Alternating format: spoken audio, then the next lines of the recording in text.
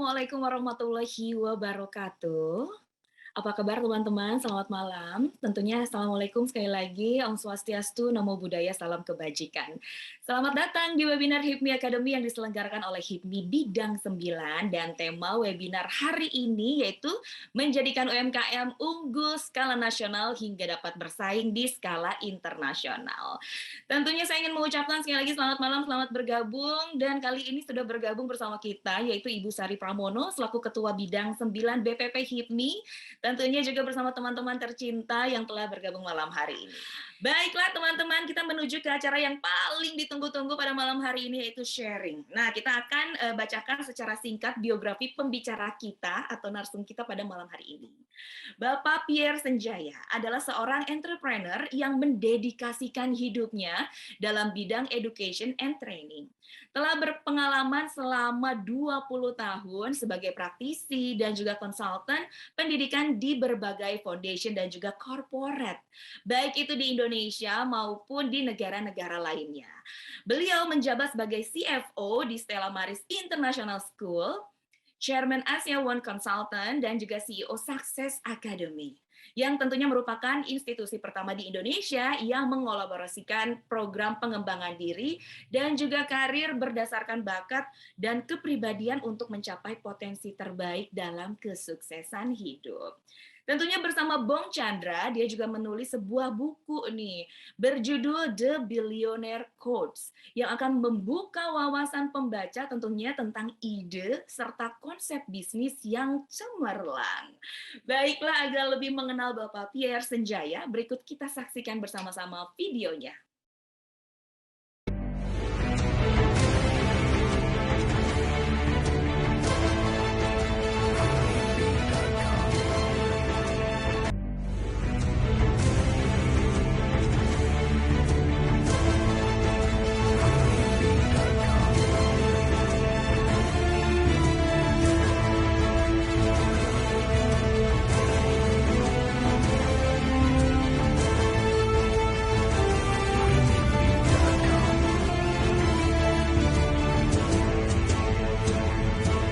Menurut saya, ya kan, kita dapat belajar dari orang-orang yang lebih sukses dan lebih senior daripada kita.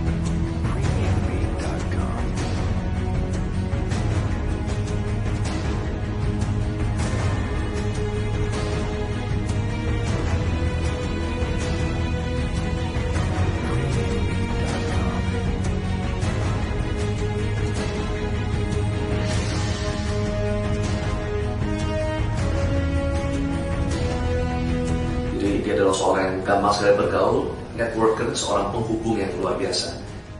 Beliau adalah seorang yang kreatif, dan juga yang paling penting, beliau melakukan apa yang dia katakan.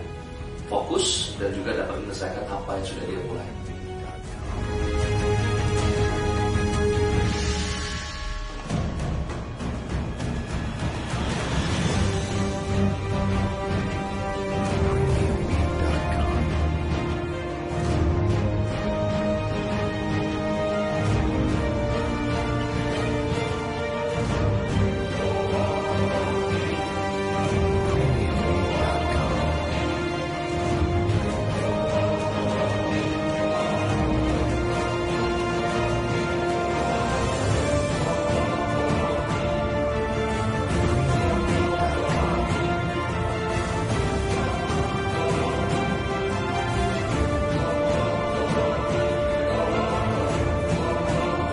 Senjaya.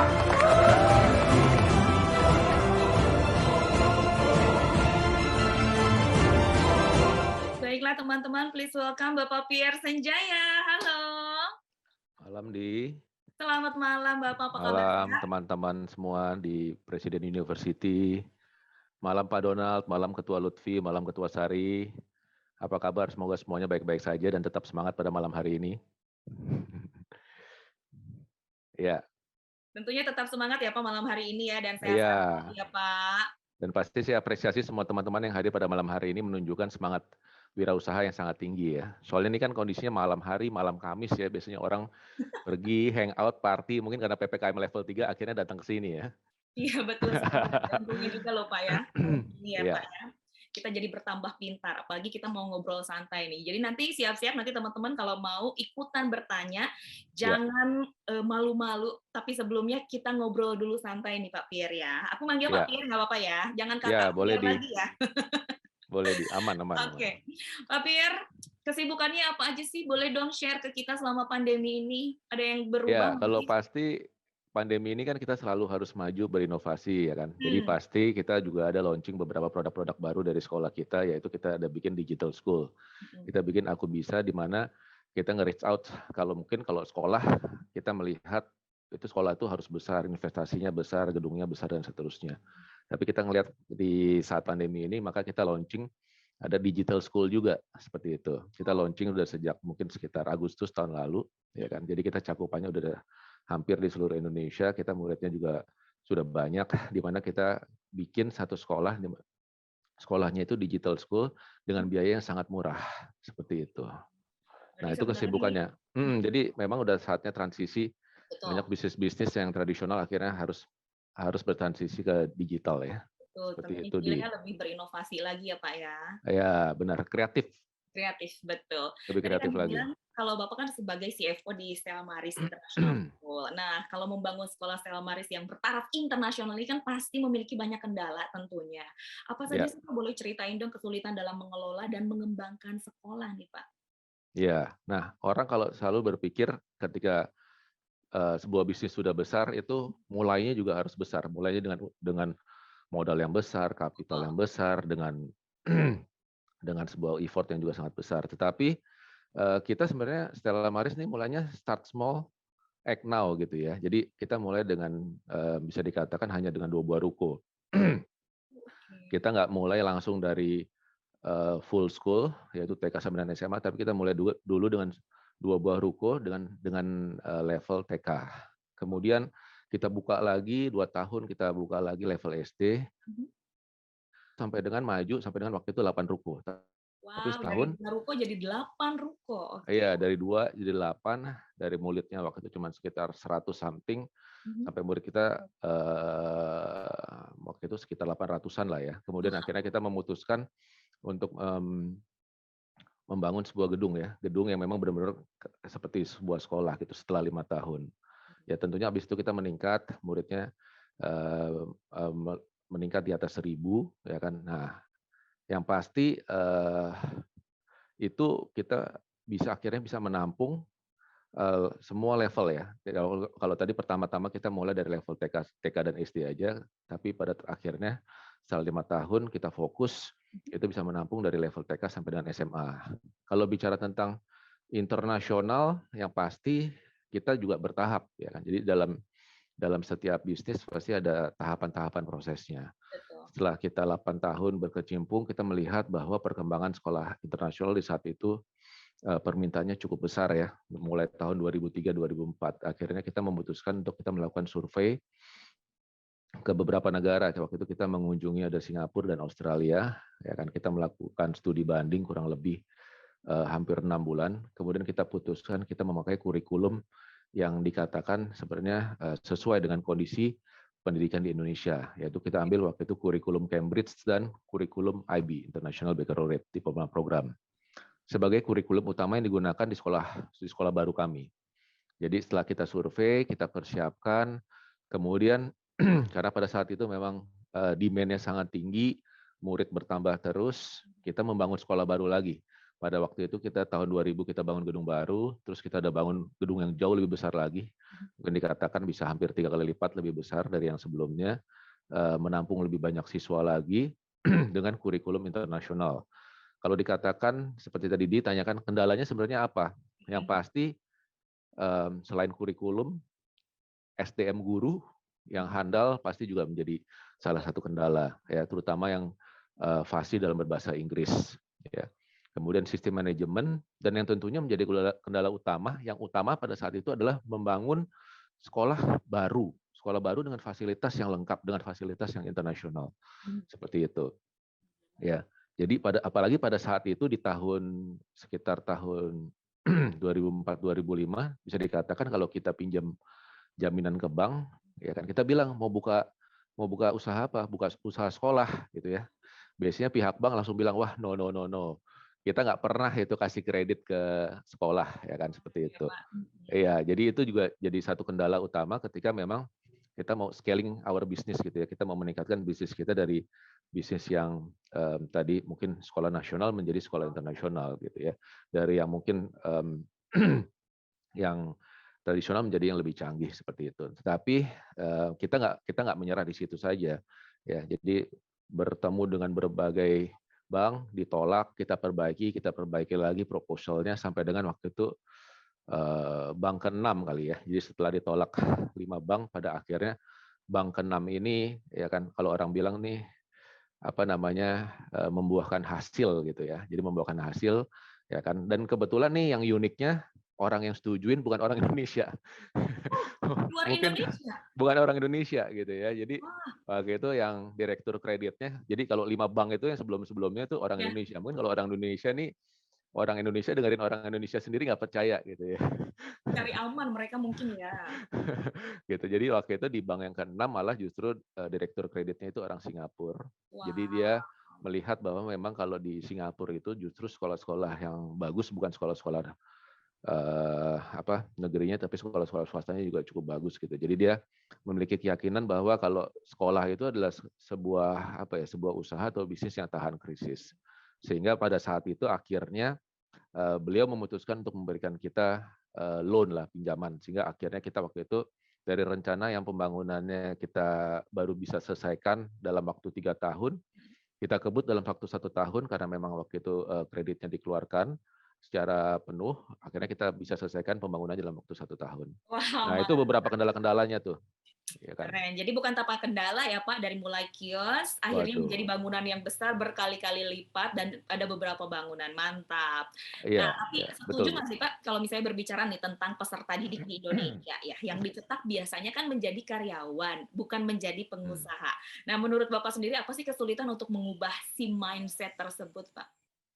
Iya. Nah, ini nanti kita tes aja di malam ini Oh oke, bagaimana. siap siap. Jadi kan tadi kan dibilang gitu ya, wah nanti akan ada sesi tanya jawab. Saya juga penasaran Oh, nih, kira-kira mhm. malam ini mungkin teman-teman pengusaha muda atau calon-calon pengusaha sukses dari Presiden University atau dari yang lainnya akan banyak yang bertanya nggak kira-kira? Nah, mungkin kalau dari pendidikan kita ya, kalau dari saya dulu gitu ya, mungkin atau yang kira-kira maybe anak-anak yang 30 tahun ke atas gitu lah ya, yang sudah berumur 30 tahun ke atas, biasanya tuh pendidikannya tuh satu arah. Guru lebih senang kalau murid-murid itu ketika gurunya sedang mengajar, murid-murid itu diam saja. Kalau perlu nggak usah ada yang nanya gitu.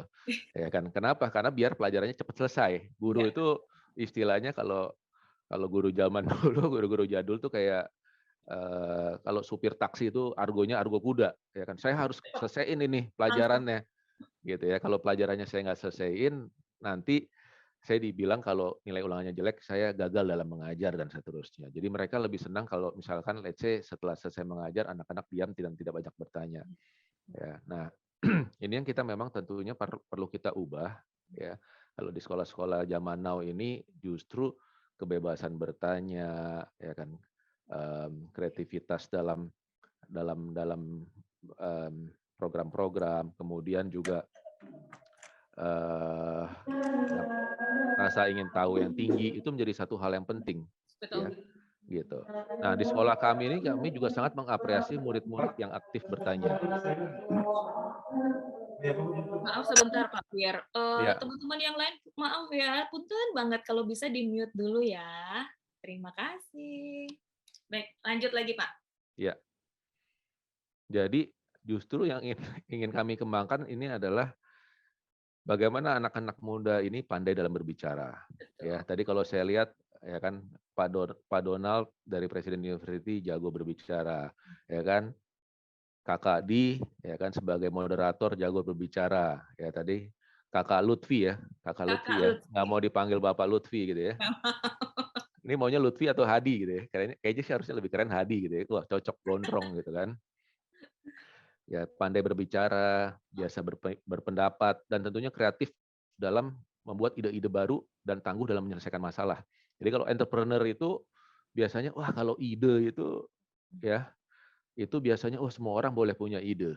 ya kan. Tapi yang paling penting bagaimana mengeksekusi ide-ide tersebut sehingga bisa menjadi kenyataan, sehingga bisa menjadi sebuah bisnis yang bisa menghasilkan. Nah, itu juga yang penting ya. Tetapi tentu pasti semuanya harus dimulai dari ide-ide kreatif, ya, mimpi-mimpi yang besar gitu ya. Wow, Gitu. Ya. baik-baik. Nah, jadi yang paling penting memang proses pembelajaran yang baik itu harus dua arah dan terfokus kepada pengembangan kebiasaan-kebiasaan entrepreneur dan kompetensi-kompetensi yang penting untuk dimiliki anak-anak muda. Seperti itu, Di. Oke, siap. Nah, kalau sekarang kita berbicara tentang sebagai tenaga dari pendidik. Apa sih Pak sebenarnya cara Bapak untuk menumbuhkan jiwa entrepreneurship-nya nih? Ya, yang pasti kalau misalkan memang bisa dimulai dari usia muda, itu udah sesuatu yang sangat bagus gitu ya. Gitu. Jadi waktu contoh ketika saya kecil, orang tua saya itu suka sekali olahraga, ya. Gitu. Jadi waktu kecil saya sudah diajakin main badminton dari kelas 1 SD, ya. Kemudian ketika udah mulai agak besar, saya diajakin kelas 3 SD, kelas 4 SD saya diajakin untuk bermain tenis, ya kan, dan seterusnya gitu ya. Dan kebetulan mungkin karena memang hobi olahraga juga, waktu itu saya SD dan SMP sudah juara tenis, ya kan, seperti itu. Nah, jadi artinya sebenarnya kalau bisa dikatakan untuk menumbuhkan jiwa entrepreneurship itu kalau bisa dimulai dari usia yang memang sejak muda, membangun kebiasaan yang baik, ya kan, dan memang ya bersyukur-syukur kalau memang itu ternyata juga bakatnya kita, ya kan, seperti itu. Nah, jadi kalau misalkan juga seperti pohon ya sudah dipupuk dulu dari kecil, disiramin, dan yang paling penting tentunya ya kan sering memang dimotivasi untuk hal-hal yang sifatnya positif, ya kan. Nah, untuk menumbuhkan jiwa entrepreneurship ini, seorang pengusaha itu harus punya energi positif yang besar, ya. Kalau orang bilang, duh, ini kita kalau ketemu dia bisa ngerasain ya. Kalau orang sukses itu energinya besar banget gitu ya. Gitu ya. Iya, gitu. Jadi saya pernah ketemu siapa tuh yang punya AirAsia ya, namanya Tony Tony siapa tuh? Tony Mendes bukan sih yang hitam itu kan? Ya itu ya. Ya, nah Yang itu orang Malaysia ya.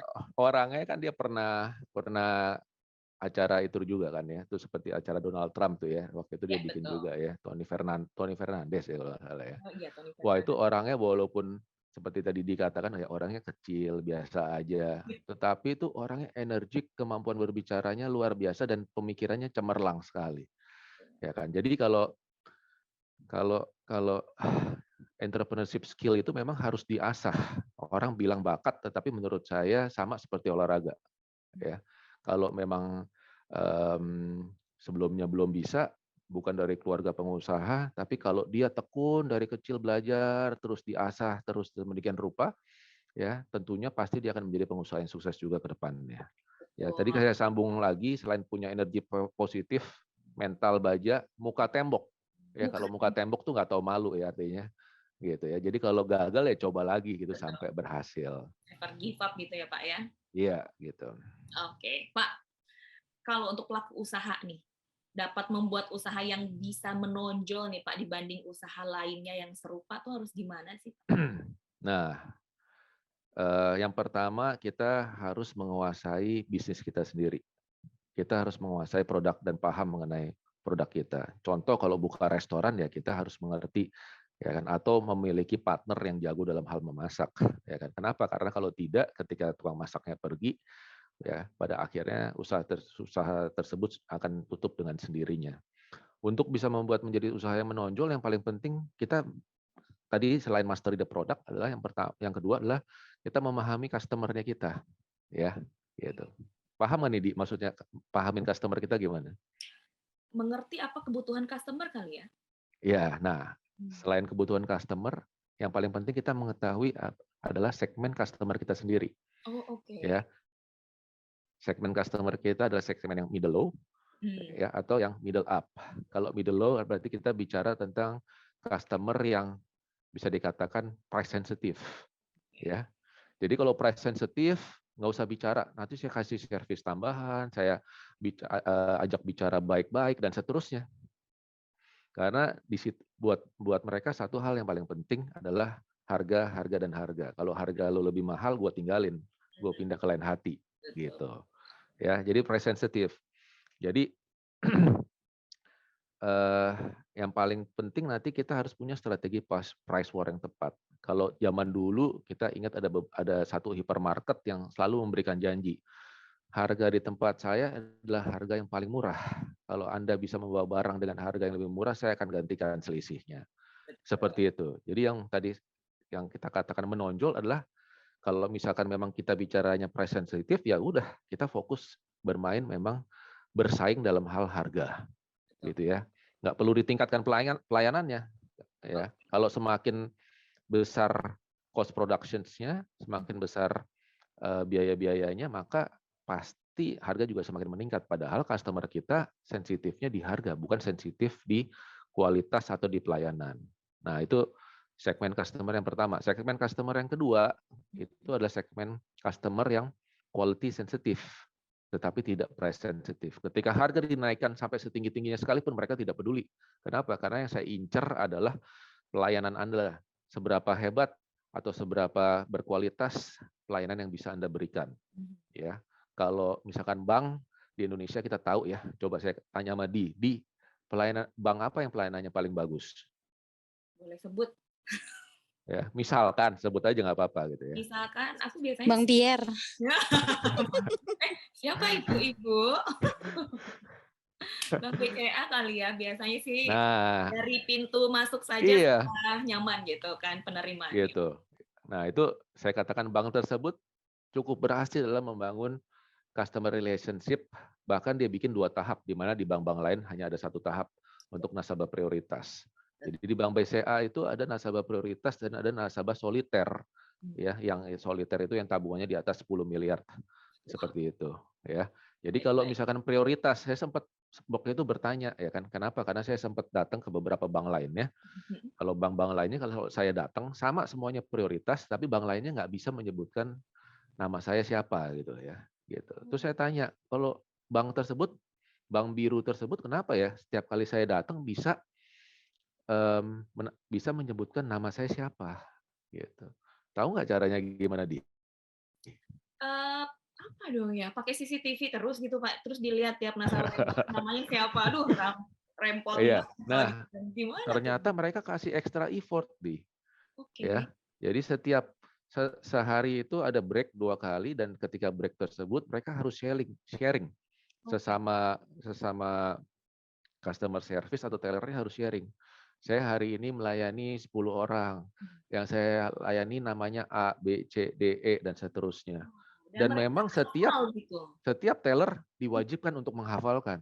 Oh my. Gitu. Artinya apa? Mereka kasih extra effort pelayanan untuk bisa memberikan customer satisfaction yang lebih, ya. Begitu juga kalau kita cerita ada satu mobil, ya, ada satu brand mobil mewah, ya. Brand mobil ini tidak datang dari Eropa, tidak datang dari Amerika, tidak datang dari Italia dan seterusnya, tidak datang dari Jerman, ya, datang dari negara Asia juga, tetapi berhasil memberikan servis tambahan yang memberikan kepuasan juga. Betul. Yaitu servis tambahannya kalau kita lihat di mal-mal yang mewah-mewah, mobil tersebut memberikan pelayanan parkir mobil yang VVIP. Ya, gitu. Jadi mungkin orang tahu namanya apa L gitu ya. Merek mobilnya L gitu ya.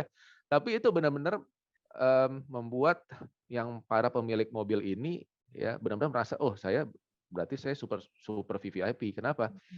Saya dapat parkir di depan pintu mall. Saya dapat parkir gratis, nggak usah bayar. Ya, dan seterusnya. Dan kalau kita datang ke showroom mobilnya tidak seperti showroom biasa, tetapi seperti sebuah galeri mewah, ya, di mana kita merasakan bahwa, oh, ini benar-benar memang dikondisikan seperti itu.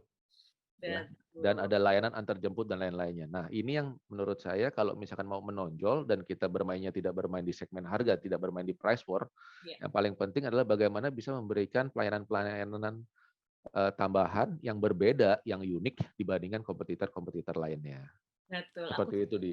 Setuju banget sih, itu benar-benar ditonjolkan. Jadi udah harus tahu dulu ya konsumennya mau middle up atau middle low gitu ya. Oke deh.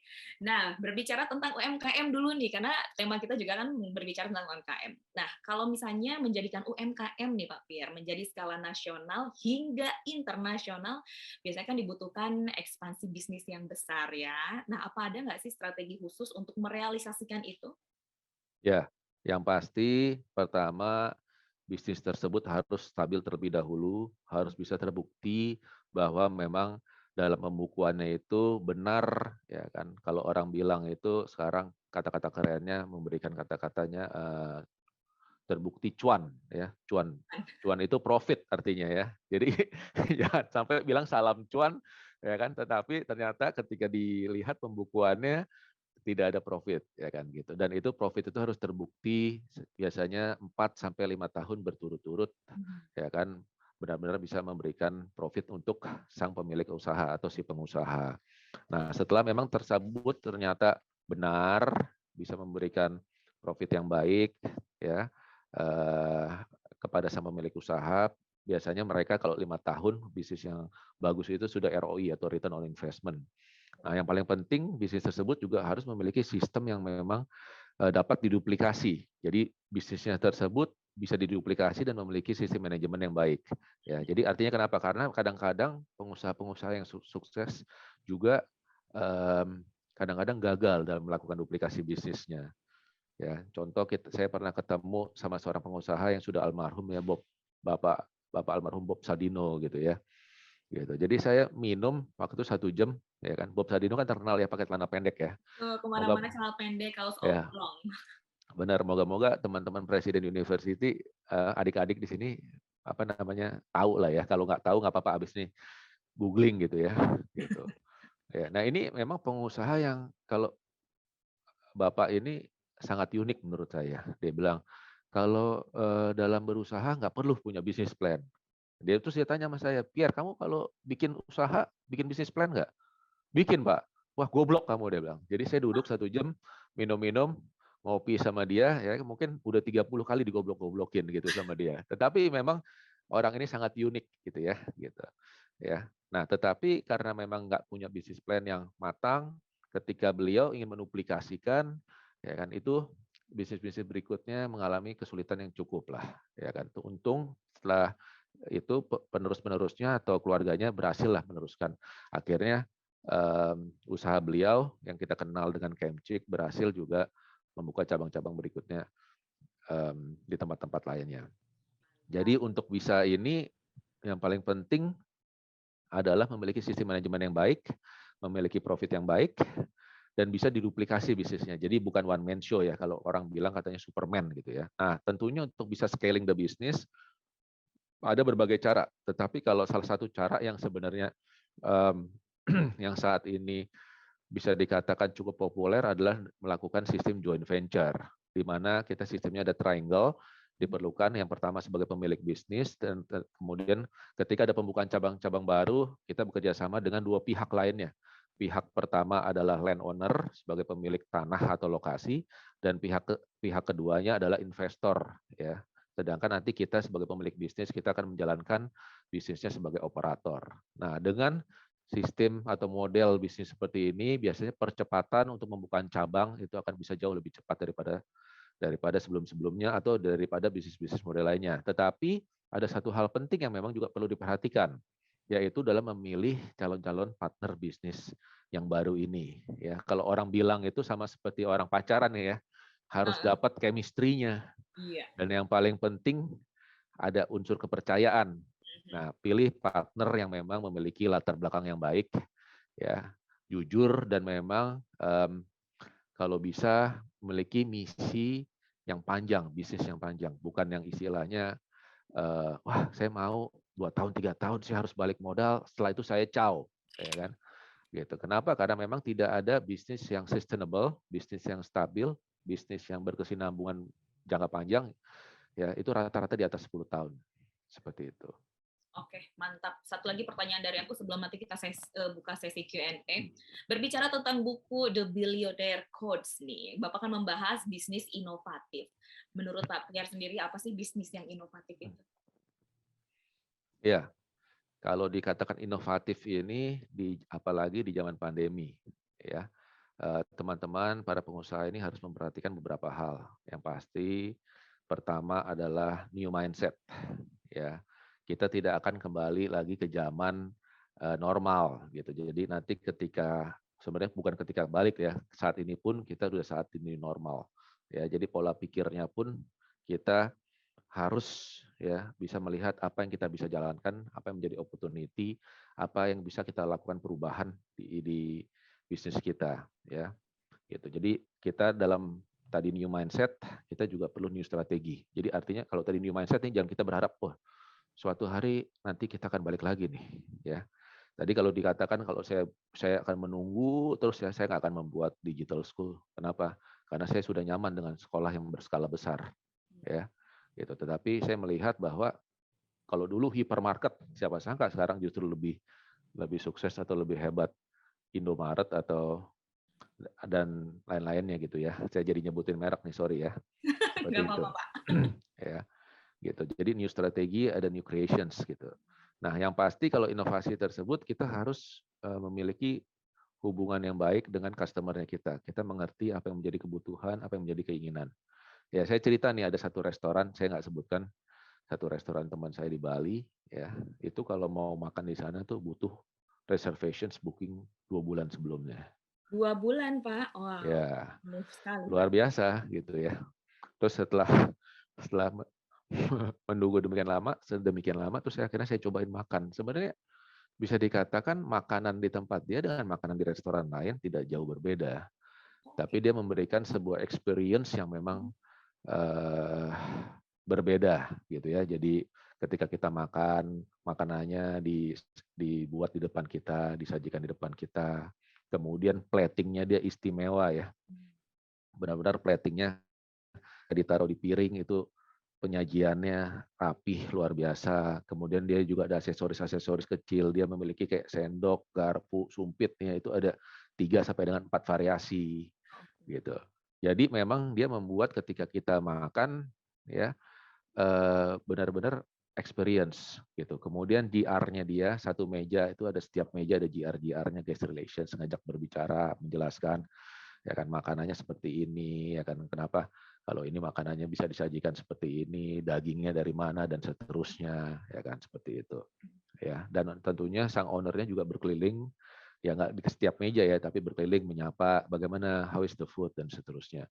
Nah, orang rela untuk makan menunggu udah sedemikian lama dan harganya lebih mahal 2 kali lipat. Gitu. Ya, dan kenapa? Karena untuk experience, untuk mencoba ya kan ketika makan di sana bagaimana? Oh ya, dia bilang seperti itu makannya enak sekali ya. Ketika kita makan ya, kita seperti ini gitu ya. Sehingga orang penasaran dan akan coba makan lagi di sana. Seperti itu. Nah, ini yang memang bagaimana seorang pengusaha ini harus jeli melihat peluang apa yang saya harus lakukan secara kreatif terhadap bisnis saya. Jadi seorang pengusaha itu harus jeli melihat peluang, cepat mengambil kesempatan yang ada di depan mata, jangan ragu dan berani mengambil resiko. Itu menurut saya. Oke, mantap. Kalau boleh tahu Pak, kafe apa Pak di Bali namanya Pak? Siapa tahu nanti teman-teman dari Presiden University udah sukses, kita diajak ke sana. Tapi sebelumnya kita juga mau sapa dulu nih malam ini, Ibu Sari Pramono, apa kabar? Selaku Ketua Bidang 9 BPP HIPMI yang tadi bilang katanya Bang Pierre, ternyata itu adalah suaranya Ibu Sari. Selamat malam ya. Oke, Selamat baik. malam Mbak Di. Malam juga. Senang sekali mendengar suaranya. Ini udah kali ketiga nih baru ada suaranya nih. Sebelum-sebelumnya mana nih suaranya? Sebelum-sebelumnya silent mode ya. Makasih loh Mbak Di buat hosting malam ini. Ini juga dari teman-teman dari HIPMI PT, dari Universitas Presiden, terutama narasumber kita yang ganteng ini, Bapak Koko Pierre ya. Aduh. Semoga ini bermanfaat dan terus bisa kita lanjutkan di bidang 9 dan HIPMI Academy juga bisa menginspirasi teman-teman di universitas untuk jadi pengusaha gitu. Amin. pengusaha sukses ya. Mudah-mudahan deh kita doakan. Oke, baiklah kalau begitu, kali ini saya akan langsung saja mengajak teman-teman kita masuk ke sesi Q&A terlebih dahulu kali ini. Nah, kan saya juga mau mengingatkan nanti di akhir sesi ini akan diadakan quiz untuk mendapatkan golden ticket. Saya akan memberikan satu pertanyaan dan yang bisa menjawab, bukan saya sih nanti narasumber, nanti yang bisa menjawab bisa mendapatkan golden ticket. Nanti kita akan memilih 5 yang memberikan jawaban yang terbaik. Dan sekali lagi kita informasikan bahwa Golden Ticket ini adalah sebuah tiket untuk mengikuti kelas yang diselenggarakan oleh HIPMI Academy, yaitu kelas inspirasi dan juga kelas reguler tanpa mengikuti tes apapun. Nah, kenapa kelas ini tuh penting? Jadi di kelas HIPMI Academy ini kita bisa mendapatkan banyak sekali materi dan juga tips dan juga trik seputar dunia usaha oleh praktisi-praktisi handal di bidangnya. Dan tentunya dari kelas ini juga kamu bisa mendapatkan hadiah untuk juara 1 yaitu senilai 30 juta, juara 2-nya senilai 20 juta, dan juara 3-nya senilai 15 juta. Jadi kalau di total semuanya yaitu 65 juta untuk kamu semua teman-teman dari proposal usaha yang terbaik tentunya yang kamu lampirkan sewaktu mendaftar di kelas HIPMI Academy. Keren. Oke, sekarang saatnya kita akan langsung saja buka sesi tanya jawab. Silakan teman-teman langsung saja raise hand. Nanti yang raise hand saya akan langsung saja invite dan silakan untuk langsung saja di-unmute dan layangkan pertanyaannya ke Pak Pierre yang saat ini sudah menunggu pertanyaan dari teman-teman semua. Silakan. Kita lihat terlebih dahulu, langsung saja untuk raise hand. Nanti saya akan invite, saya akan sebutkan namanya. Jangan lupa yang bertanya ini juga nanti kita akan berikan golden ticket ya, penanya terbaik. Oke, silahkan teman-teman. Kita masih ada banyak waktu nih, karena biasanya kan titik-titik sebelumnya tuh ya, di beberapa yang kemarin itu waktunya sampai mepet-mepet saking banyaknya pertanyaan, karena memang seru sekali pembicaraan kita tentunya untuk hari ini. Jadi silahkan untuk teman-teman kita tunggu tentunya untuk langsung saja raise hand. Dan sekali lagi, tema webinar kali ini yaitu menjadikan UMKM unggul skala nasional hingga dapat bersaing di skala internasional. Atau sambil menunggu, biasanya kan agak panas dulu nih, kalau misalnya ada yang satu nanya, biasanya nanya terus. Oke, kali ini sambil menunggu, kami persilakan Pak Pierre untuk langsung memberikan pertanyaan. Satu pertanyaan yang bisa dijawab nanti oleh teman-teman. Nanti teman-teman boleh menjawab secara langsung, on cam dan juga langsung bicara, audionya on. Atau teman-teman cukup bisa menjawab di chatnya aja juga nggak apa-apa. Jadi silahkan kalau teman-teman nanti mau langsung jawab ya. Baik, silakan Pak Pierre, pertanyaannya adalah. Saya tadi sempat menyebutkan ada 4 hal penting yang dimiliki oleh seorang pengusaha pemula atau pengusaha muda. Ya kan, ada 4 hal penting, tapi saya kasih keringanan, nggak usah 4 tadi disebutkan. 3 hal saja kira-kira apa tadi dari yang saya sebutkan yang penting untuk dimiliki oleh seorang pengusaha muda. Silakan. Nggak usah 4, tapi kalau mau jawab 4, wow, itu satu nilai tambah. Siapa tahu nanti langsung terpilih dengan jawaban terbaiknya. Silakan teman-teman langsung saja dijawab, langsung on cam, langsung saja di-unmute.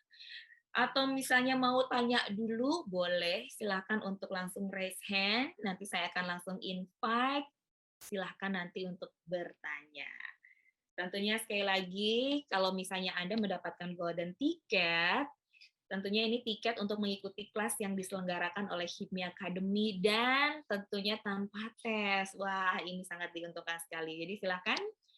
Nah, kalau misalnya tadi tertinggal pertanyaannya atau nggak dengar, misalnya pas lagi ke toilet atau lagi minum, boleh silakan langsung cek ya. Admin sudah memberikan pertanyaan dari Pak Pierre yang sudah ada di kolom chat. Jadi silakan untuk langsung saja.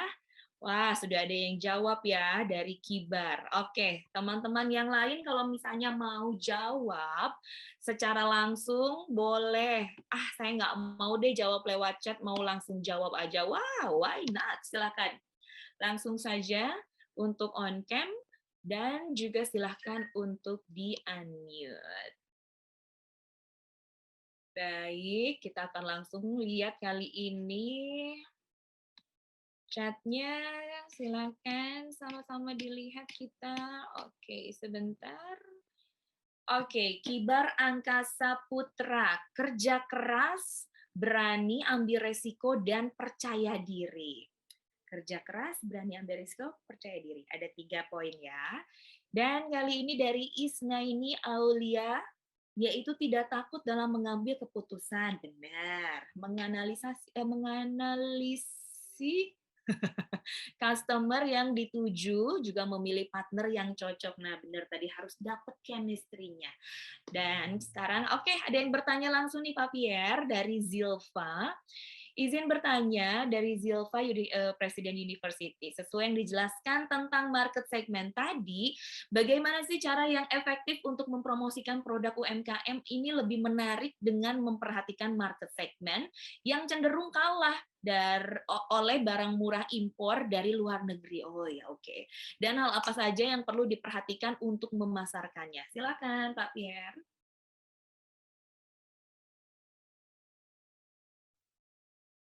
Ya, kalau bicara tentang produk dalam negeri, yang pasti cara memasarkannya berbeda ya. Tadi saya setuju kalau misalkan bila dibandingkan dengan barang-barang dari luar negeri, tentunya tidak bisa dipasarkan dengan cara yang sistemnya head to head.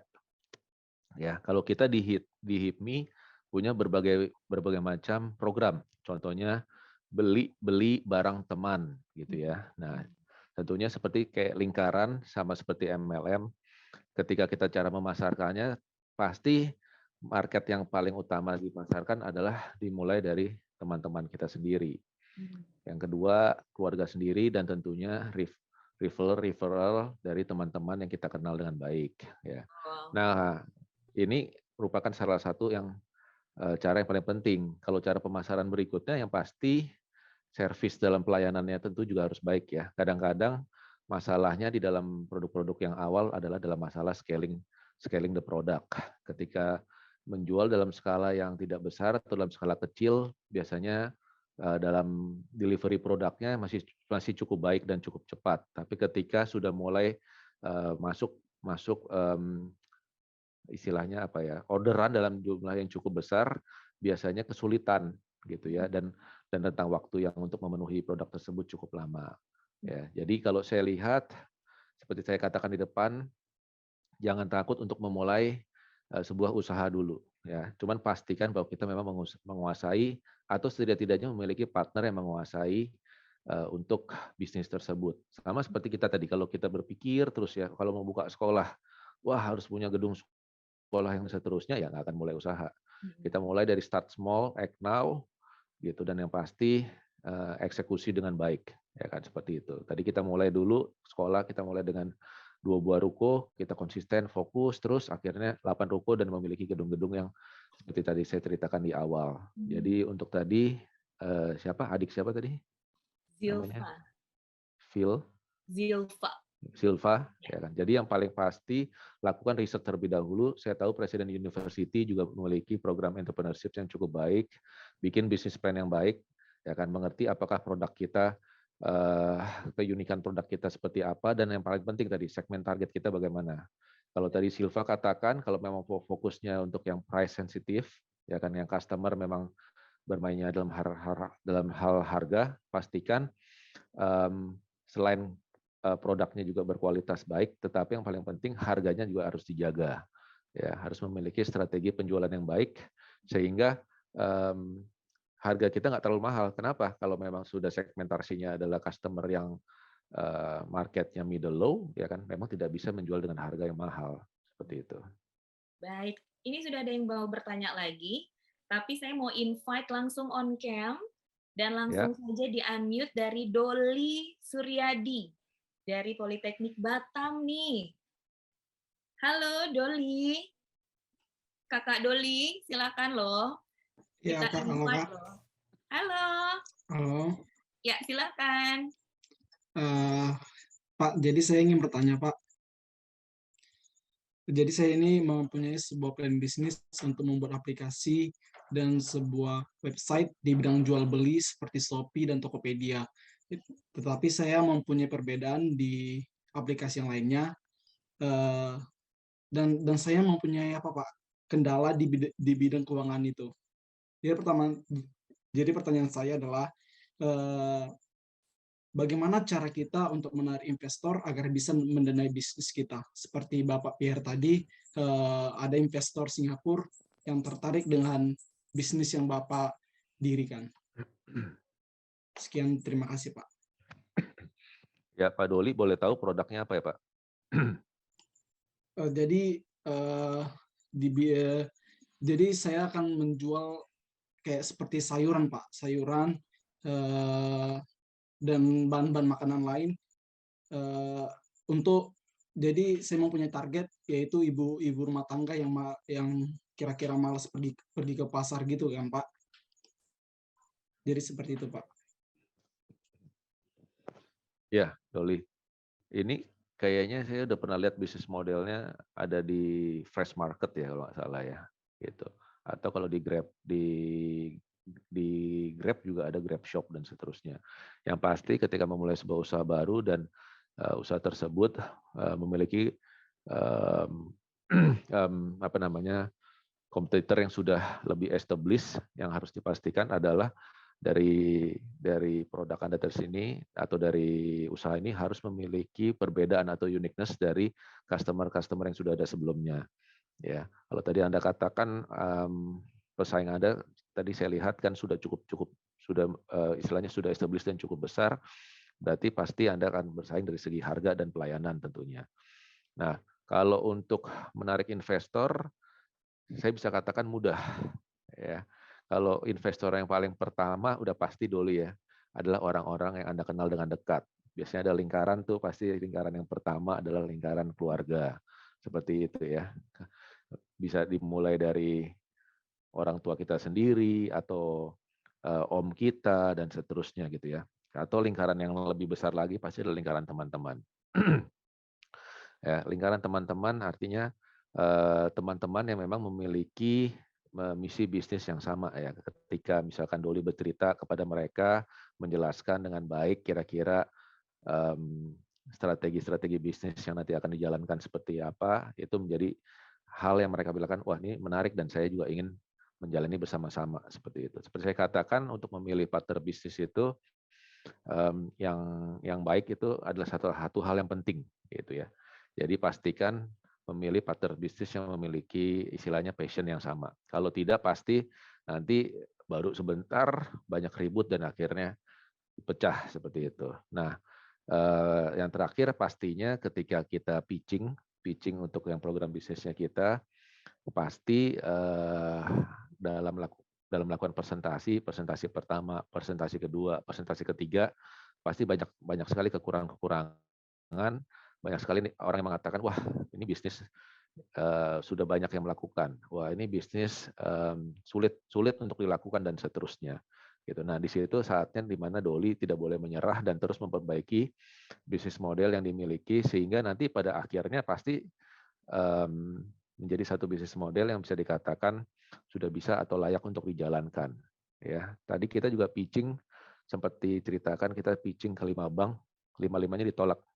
Ya, gitu. Tapi kalau kita sudah stop di bank kelima, akhirnya kita nggak pernah bisa cerita lagi. Oh, akhirnya kita berhasil membuat gedung yang besar dan seterusnya. Gitu. Jadi penting bagaimana seorang Doli, seorang calon pengusaha itu ya memiliki, tadi kan saya bilang energi yang begitu besar, tidak menyerah, coba lagi sampai bisa, ya memiliki open minded gitu. Tetapi terus perbaiki bisnis programnya sampai dengan benar-benar menjadi bagus dan layak untuk dijalankan.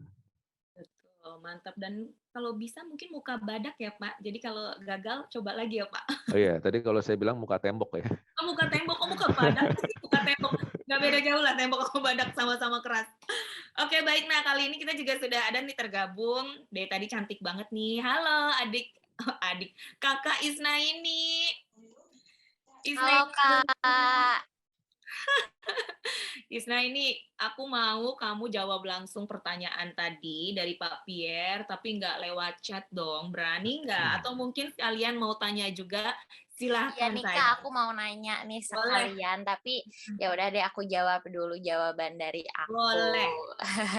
Tadi jawaban dari Pak Pierre tuh 4 prinsip yang penting ya kalau menurut saya itu tidak takut dalam mengambil keputusan. Jadi karena kita sebagai seorang entrepreneur, kita tuh harus ada kemajuan nih, kita mau apa, kita harus coba, apa-apa kita harus coba. Kan kalau misalkan kita selalu gagal, berarti nanti ada pembelajaran nih, oh kita evaluasi kalau plan A-nya gagal, kita punya plan B.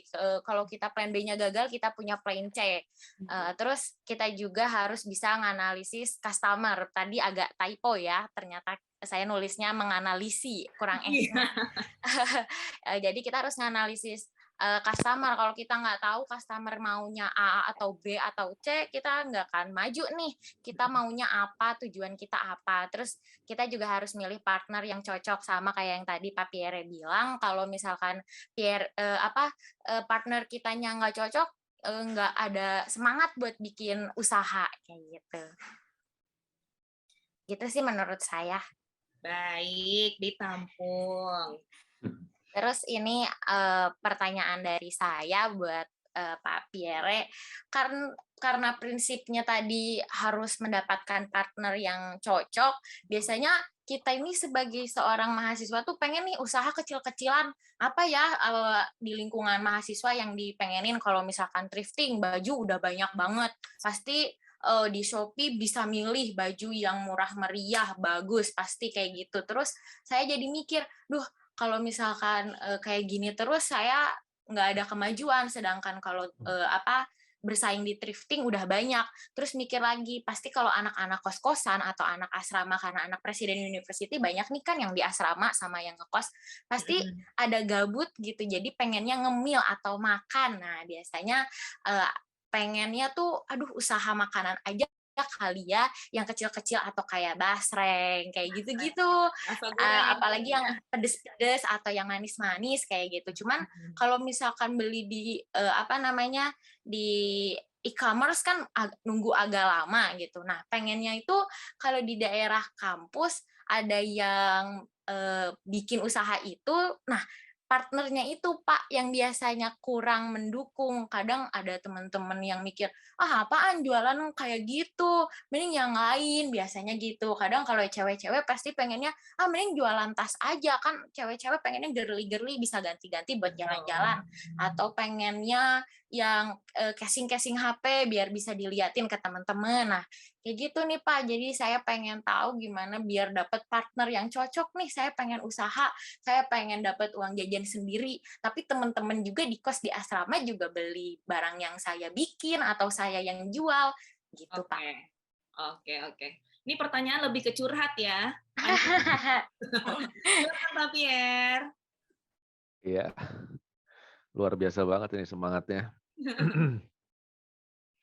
Yang pasti kalau pengusaha itu kan yang dijual kan kalau tadi Isna ya mengatakan harus punya kepribadian yang menarik gitu ya, harus pintar berkomunikasi ya kan, bertemannya nggak boleh milih-milih ya kan, dan yang pasti harus bisa dipercaya oleh teman-temannya ya, itu yang paling penting ya. Mungkin kalau orang bilang, apalagi kalau baru mulai terus bisnisnya juga sesama teman, untung sedikit, cuan sedikit, kecil, tapi semuanya happy gitu.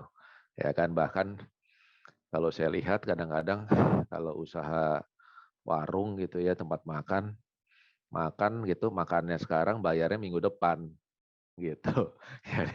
Jadi kalau Isna kan berarti artinya kalau jualan barang itu kan hanya muterin ya. Jadi artinya ngambil dari yang lain, kemudian dijual kepada temannya. Gitu. Jadi kalau bisa perputarannya atau sistem pembayarannya ya kan harus bisa lebih variatif gitu. Misalkan apakah bisa dicicil, apakah bisa dibayarnya nanti kalau apa tuh di GoPay ya, buy now pay later gitu ya. Seperti itu ya, karena hal-hal seperti itu yang nanti bisa jadi menarik. Artinya Isna punya kelebihan bila dibandingkan dengan penjual-penjual lainnya ya kan, sehingga orang-orang atau teman-teman akan lebih senang kalau belinya sama Isna, seperti itu. Nah, kalau untuk soal partner, tadi saya bilang, ya, gitu. Pastikan cari partner itu yang enak diajak bicara, yang orangnya kooperatif, yang punya pribadi yang positif, ya. Jadi positive thinking gitu ya. Kalau pengusaha itu dia nggak punya keyakinan yang besar, pasti dia gagal. Gitu. Kenapa? Karena modalnya itu cuma semangat dan keyakinan yang besar.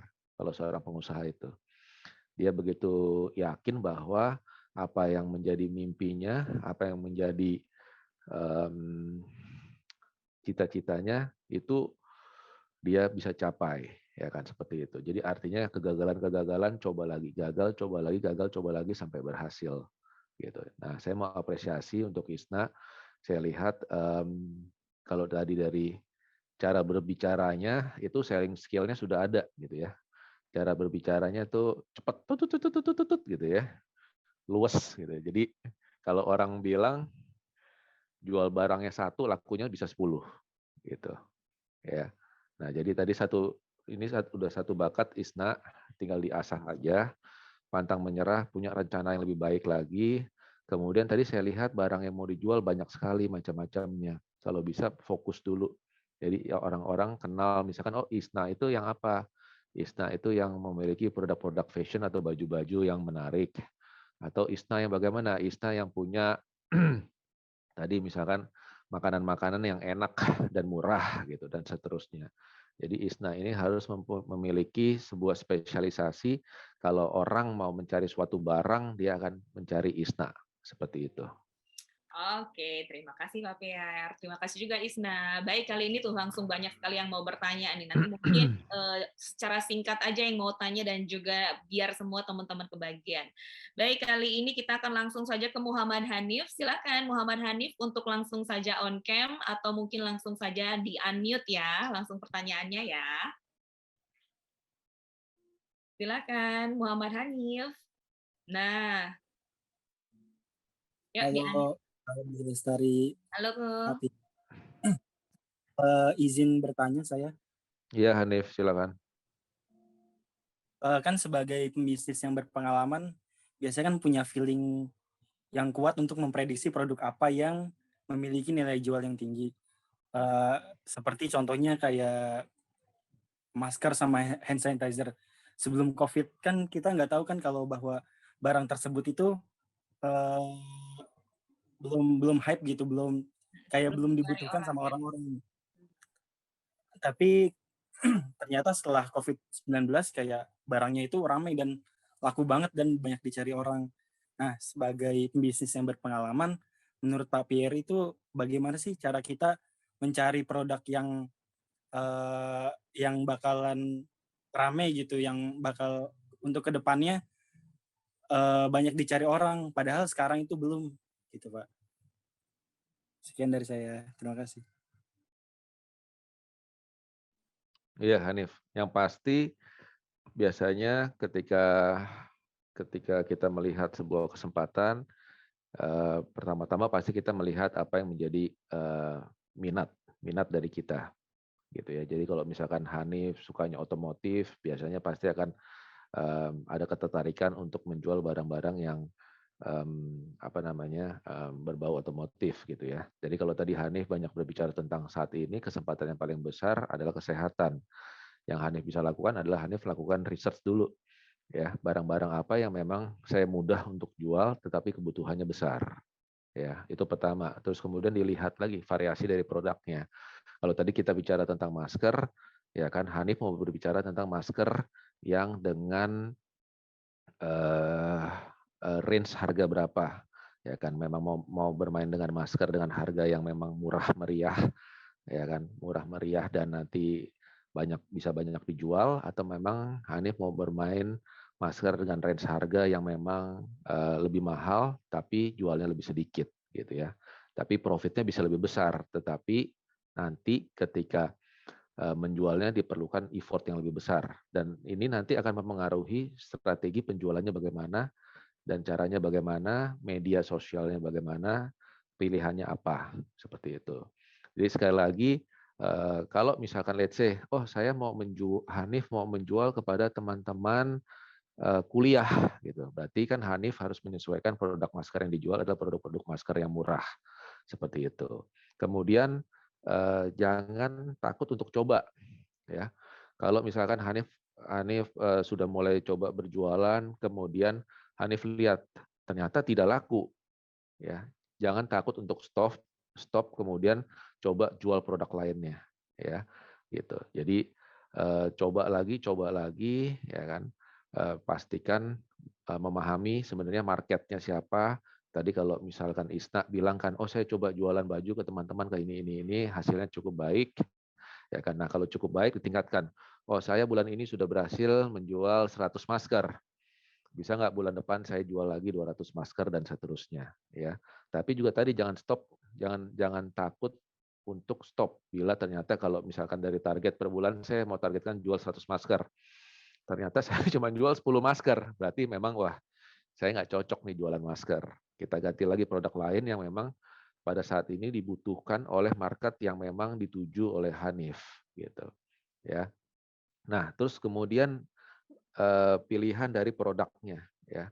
Kalau tadi kita bicara tentang masker ada yang murah, mahal dan seterusnya, ya kan. Ketika kita mencoba menjual sebuah produk-produk kesehatan, jangan stop hanya di masker saja.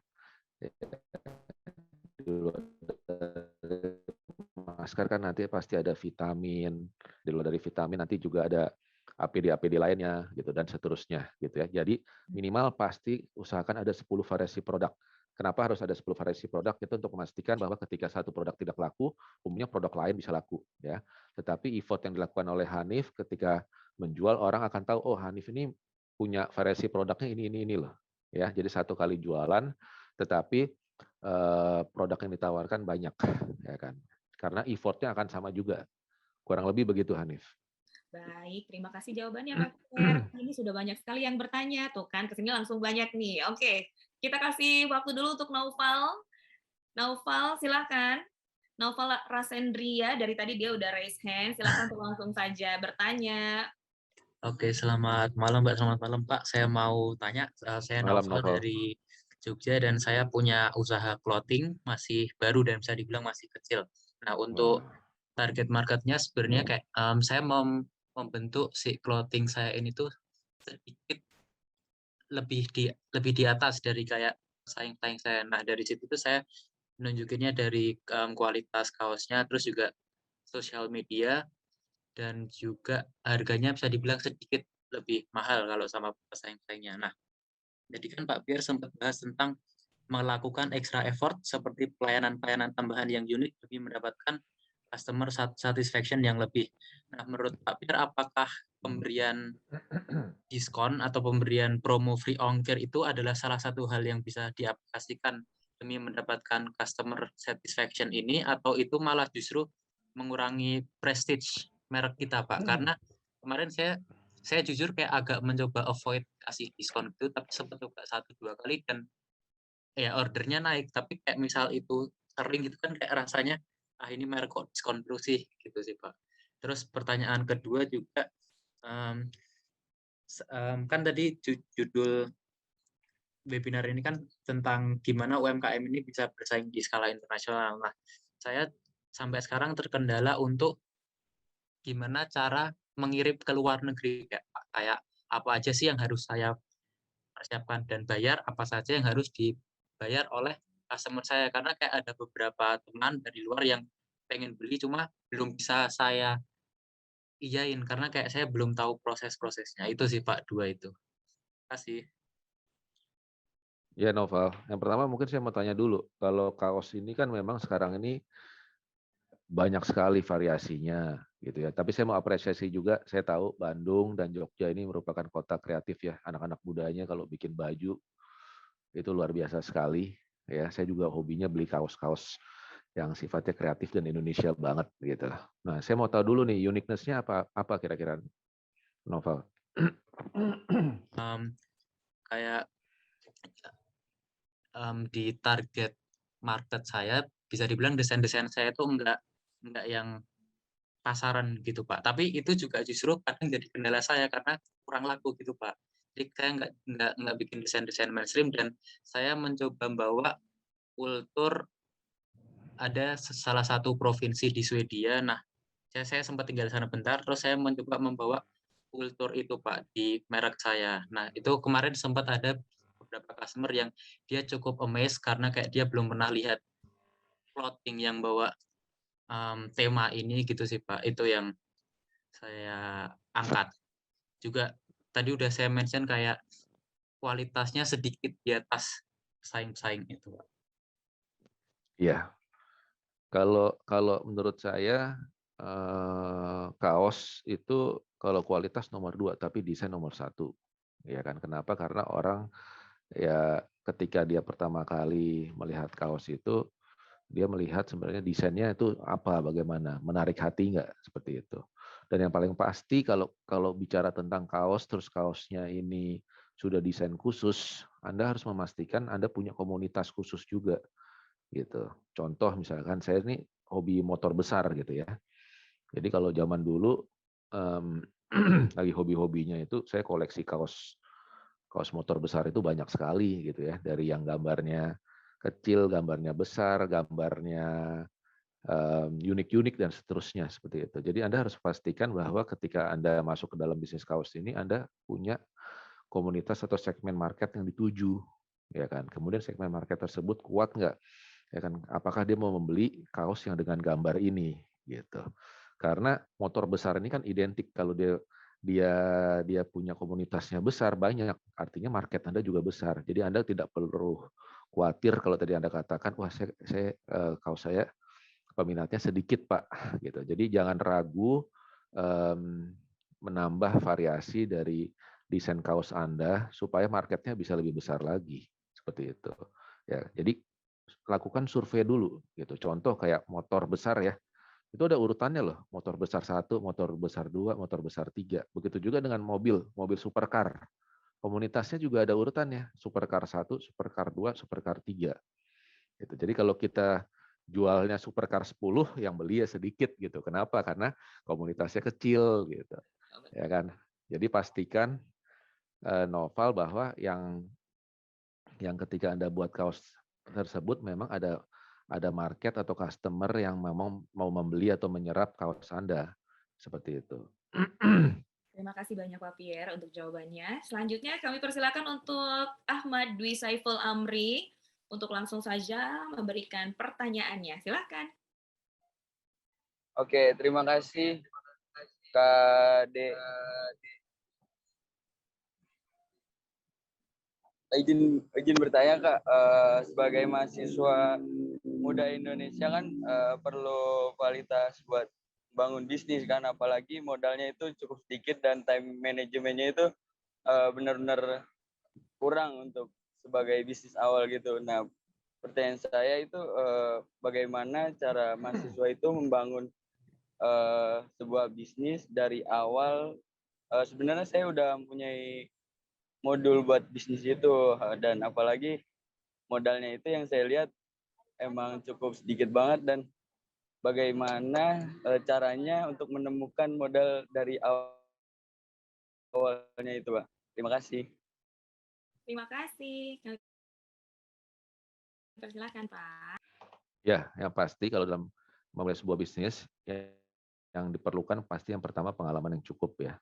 Gitu. Jadi kalau bisa, misalkan tadi saya bilang kalau mau buka bisnis kuliner kecil-kecilan, misalkan dari rumah, ya kan, pastikan berarti kalau tadi kan Ahmad ya misalkan Ahmad bisa masak dulu lah, ya kan, mau buka kalau misalkan kayak teman saya punya nasi goreng gila, ya kan, itu teman saya punya Pak Gideon gitu kan. Nah, terus punya pengalaman gitu, memang benar bisa masak. Jadi artinya dia sudah memiliki kompetensi itu juga gitu. Nah, kedua harus punya, kalau mau dikembangkan lebih jauh lagi harus punya perencanaan bisnis yang baik, ya kan. Sehingga kalau tadi bicara tentang Ahmad bilang saya mau cari modal Pak, ya kan. Kenapa? Karena mau membangun bisnis lebih ini lagi gitu. Kalau tadi kan dikatakan awal start small dulu, ya kan. Kalau bisa home industry, masak dari rumah apa dan seterusnya, itu akan jauh lebih baik. Punya perencanaan ya kita bisa nanti kembangkan lagi. Oh, misalkan ke teman-teman kita yang lebih tua, atau tadi saya katakan kepada istilahnya nih, oh teman keluarga saya atau teman bapak saya dan seterusnya. Contoh ketika saya muda juga saya ada buka usaha bengkel kecil-kecilan dengan teman saya. Ya kan? Nah, di mana teman saya itu usianya mungkin saat itu bisa dikatakan mungkin 15 tahun lebih tua dari saya, ya kan. Kenapa kok bisa bisa bisa seperti itu gitu ya? Ya itu kebetulan saya hobinya basket, ya dia teman main basket saya, ya kan. Terus dia juga lihat bahwa istilahnya saya bisa dipercaya, saya jujur, saya tekun, gitu dan seterusnya. Akhirnya dia ajakin bermitra seperti itu. Jadi sekali lagi seperti tadi saya katakan Ahmad, bahwa paling penting memang punya pribadi yang baik, punya pribadi yang positif gitu. Sehingga kita berteman dengan siapa saja, kita nggak akan tahu kapan ketika orang tersebut percaya kepada kita terus kemudian memberikan, kalau tadi bilang ini modal-modal, karena kan segala sesuatu ini modal dari kecil dulu, ya kan, seperti itu. Ya, jadi memang penting nih, kadang-kadang saya tahu lah kalau anak-anak remaja ini kan nakal ya. Misalkan kalau kuliah belajar suka nyontek, kalau misalkan ada kelas dosennya nggak enak suka bolos gitu dan seterusnya gitu. Dan jangan salah, bukan hanya kepada orang lebih tua, kadang-kadang dengan teman-teman kita sendiri ya itu juga bisa menjadi prospek partner bisnis yang bagus, ya kan, seperti itu. Tapi sekali lagi yang paling penting adalah fondasinya, dasarnya dari kita sendiri. Yang penting untuk memiliki diri. Ya tadi kalau dikatakan untuk masak aja, kalau bisa memang kita harus masak sendiri, ya. Gitu. Kenapa? Saya juga pernah punya bisnis kuliner, ya. Itu tadi Ketua Sari Purnomo juga punya bisnis kuliner banyak banget, itu salah satu top-top juga brand-brandnya gitu ya. Jadi kalau misalkan kita punya restoran, kita nggak bisa masak, kita nggak tahu dasarnya, kita nggak bisa monitoring dan supervisi, ya kan. Gampangnya dengan tukang masaknya itu bisa bohongin, ya. Bahan dasar masakannya, misalkan bahan dasar masakannya dia bilang, Pak, saya buat masak nasi goreng, saya butuh bahan dasarnya 50.000, gitu ya. Padahal ternyata cuma 20.000 sudah cukup, seperti itu. Itu adalah hal yang sangat dasar, gitu ya. Gitu. Jadi HPP-nya, harga pokok produknya aja sudah terlewat besar, sehingga pasti nanti harga jualnya akan lebih mahal juga. Kurang lebih seperti itu, Ahmad. Oke, baik. Nah, kali ini ada pertanyaan dari Viana Salsabila. Izin bertanya, nama saya Viana dari HIPMI PT Presiden University. Mohon maaf sebelumnya saya sedang di situasi di mana saya tidak bisa on cam dan juga on mic untuk menyampaikan pertanyaan secara langsung. Nggak apa-apa. Di masa pandemi seperti ini, kegiatan berdagang banyak diminati sehingga sulit untuk mendapatkan profit lebih nih, Pak. Seperti yang Bapak Pierre sampaikan, penting bagi kita menjaga bisnis untuk tetap stabil. Oleh karena itu, saya ingin bertanya bagaimana caranya menjaga bisnis untuk mengingat kasus Omikron mulai meningkat lagi. Silakan, Pak. Bisa diulang tadi apa? Bagaimana caranya menjaga bisnis untuk tetap stabil di situasi yang berhalangan seperti pandemi ini, Pak? Bisnisnya apa ya? Bisa tahu nggak lebih terakhir, lebih detail? Di sini sih berdagang ya. Nggak dikatakan apa ya? Tidak ada tidak secara. Yang pasti kalau di saat ini sebenarnya sayang sekali tadi nggak dikasih tahu sebenarnya bisnisnya apa, ya kan. Sebenarnya kalau dikasih tahu biasanya saran-sarannya akan lebih maksimal gitu. Tapi yang pasti kalau saat ini pengusaha-pengusaha teman-teman saya pasti yang paling utama adalah penurunan biaya operasional gitu. Kita efisiensi sebisa mungkin, kita cut cost-cost yang memang tidak perlu, ya, yang membuat harga semakin tinggi, ya kan, sehingga tujuannya kita mengamankan dulu, jangan sampai pada akhirnya karena udah pasti omset menurun ya di saat pandemi ini, gitu ya. Contoh kayak teman-teman saya yang bisnis makanan aja, ya kan, yang biasanya misalkan omsetnya 1 bulan buka restoran 400 juta, banyak yang omsetnya turun jadi cuma 150 juta, 200 juta dan seterusnya. Jadi memang yang pasti adalah kalau bahasa itunya tuh pengencangan ikat pinggang ya. Bagaimana melakukan efisiensi terhadap biaya operasional yang dirasakan tidak perlu, ya kan, di dalam bisnis. Seperti itu. Ya kan. Nah, yang kedua paling penting memastikan juga penjualan minimum gitu ya. Jadi kalau tadi misalkan dari omset ya 400 juta, kemudian turun ya kan 200 juta ya kan. Nah, 200 juta itu harus tetap dipertahankan, bagaimana caranya. Terus ketiga, meningkatkan variasi produk. Seperti teman saya punya restoran yang sebelumnya restorannya harus makan di tempat, kemudian dia beli sekitar 20 motor, dia bikin delivery, terus dia bikin paket murah-murah. Jadi kalau makan di tempat teman saya, restoran sekali makan, sekali duduk itu biasanya 2,5 juta sampai 3 juta. Gitu. Kemudian dia beli 20 motor, dia bikin paket-paket yang murah-murah. Oh, makan di restoran, delivery, dijamin sampai ke rumah dalam kondisi yang masih panas, ya kan.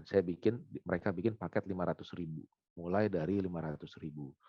Gitu. Jadi paling penting bagaimana kita juga kreatif, kita tahu kita mendekatkan produk kita kepada customer. Ya, kalau dulu tidak ada delivery sama sekali, kemudian dia bikin sistem delivery. Terus dulu tidak ada drive-thru, karena tidak bisa makan di tempat, dia bikin sistem drive-thru. Ya, gitu. Dia bikin sistem drive-thru, ya kan, sudah orang nunggu di drive-thru, dia kasih, ya kan, minuman gratis, ya kan, seperti itu dan seterusnya. Jadi bagaimana dia memastikan orang-orang yang sambil ngantri menunggu, ya kadang-kadang juga makan di mobil, dikasih minuman gratis. Jadi memang memancing orang untuk tetap bisa datang ke restoran tersebut. Oke, terima kasih. Ini karena waktu juga, kita satu lagi pertanyaan ya dari Kibar Angkasa. Silakan Kibar, pertanyaannya singkat, padat, jelas. Nanti dijawab juga Pak Pierre, jelas aja karena setelah ini kita akan mengumumkan siapa saja yang mendapatkan golden ticket. Silakan. Oke, terima kasih Kak Di Lestari. Oke, salam kenal untuk Pak Pierre Sanjaya. Nama saya Kibar Angkasa Putra dari HIPMI PT Presiden University.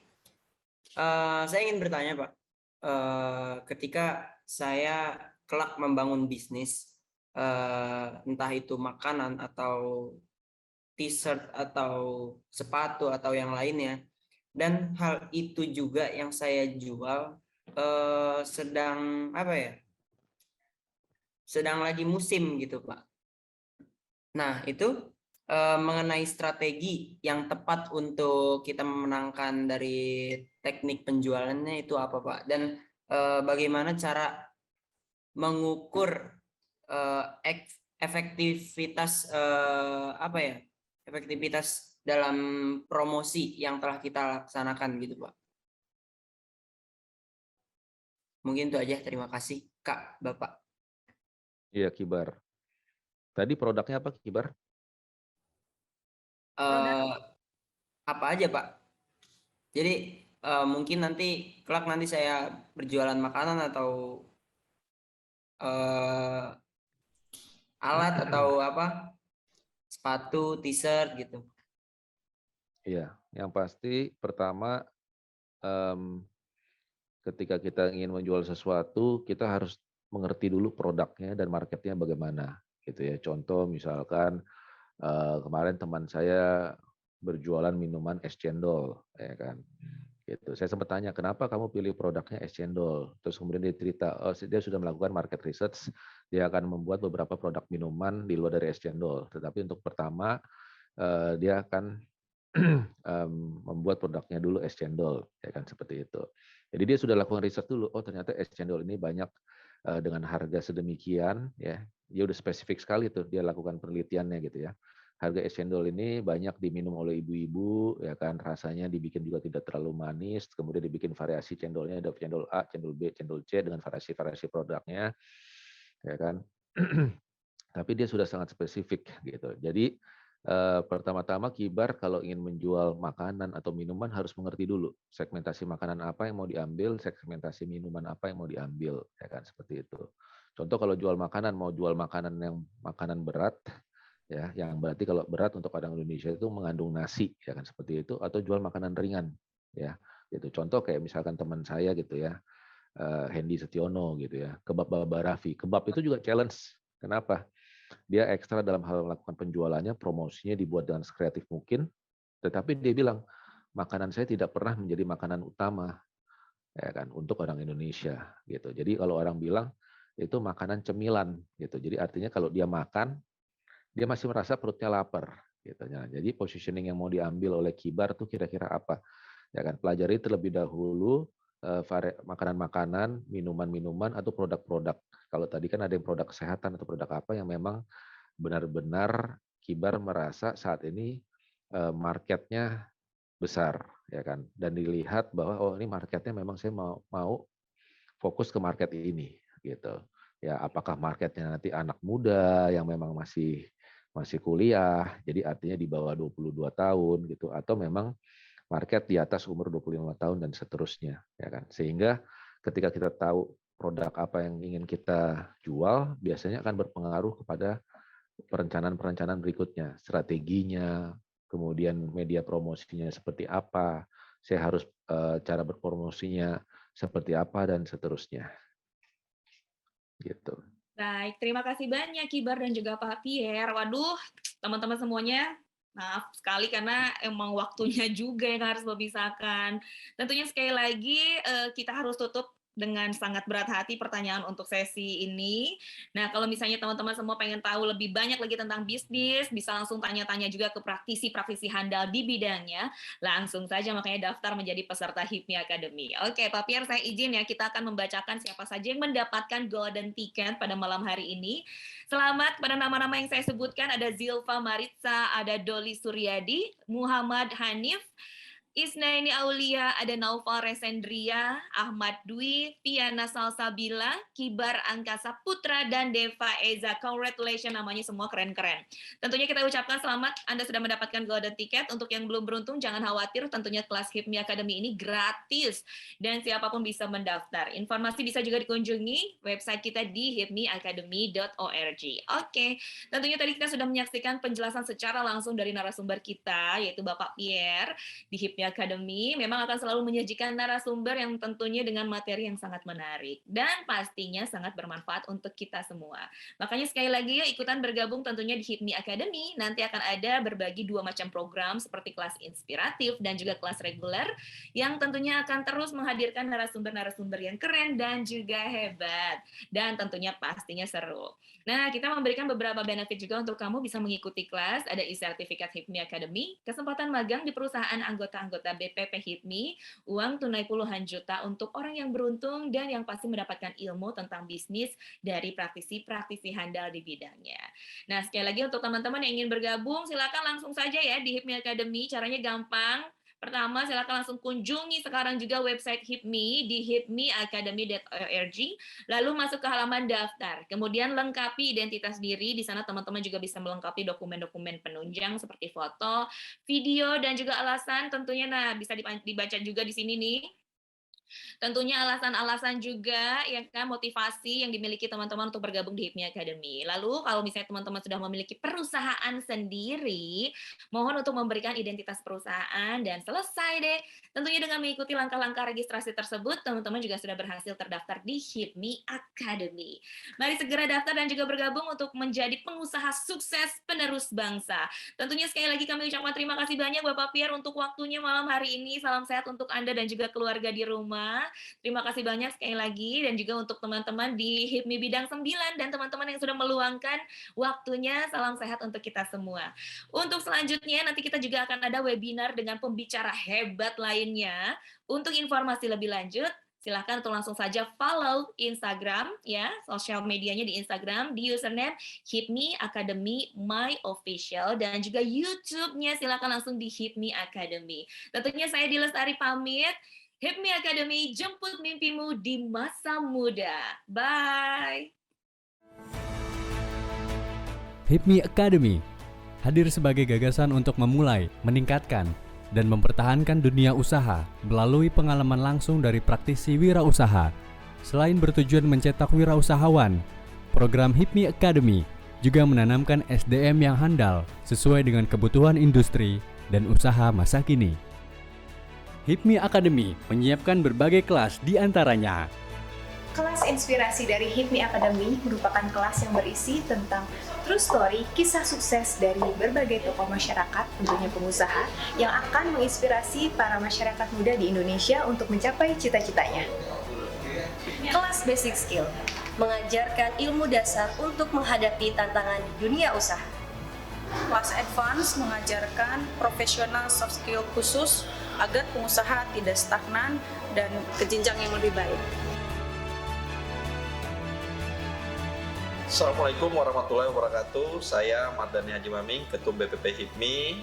Saya bersama Ketua Sari Bidang 9 mempersiapkan program HIPMI Academy nanti di tahun 2022. Mudah-mudahan dengan acara dan program ini bisa membuka peluang kerja bagi pengusaha-pengusaha anak muda di seluruh Indonesia. Sukses selalu untuk acara.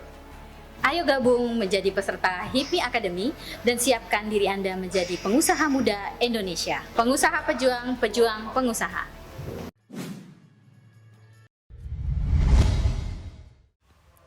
Hai Akademian, kamu ingin mendaftar menjadi peserta HIPMI Academy?